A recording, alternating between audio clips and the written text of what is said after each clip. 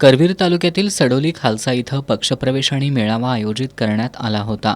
उपमुख्यमंत्री अजित पवार यांनी राहुल आणि राजेश पाटील यांचं स्कार्फ गळ्यात घालून पक्षात स्वागत केलं. यावेळी बोलताना नामदार अजित पवार यांनी कार्यकर्त्यांना उद्देशून बोलताना तुमच्या मनात जे आहे ते भविष्यात करू असं सांगत जिल्हा परिषदेनंतर विधिमंडळ राहुल पाटील यांची वाट पाहतंय असं सूचक वक्तव्य केलं. नामदार अजित पवार यांच्या भाषणाअगोदर वैद्यकीय शिक्षण मंत्री हसन मुश्रीफ यांचं भाषण झालं. त्यांनी आपल्या भाषणात दादा कर्जमाफीबद्दल बोलतील असं सांगितलं होतं, पण प्रत्यक्षात नामदार अजित पवार यांनी यापूर्वी झालेल्या कर्जमाफींची माहिती देत कर्ज न भरणाऱ्यांचीच कर्ज माफ होत आहेत, त्यामुळं लोकच कर्जमाफी नको असं म्हणतायत असं सांगत कर्जमाफीबद्दल बोलणं टाळलं.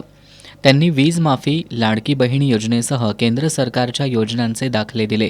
कोल्हापूर जिल्हा परिषदेचे माजी अध्यक्ष राहुल पाटील यांनी नवीन राजकीय वाटचालीसाठी सज्ज झालो आहोत असं सांगत आपली कोणतीही अपेक्षा नाही, कार्यकर्त्यांची कामं व्हावीत एवढीच अपेक्षा असल्याचं सांगितलं.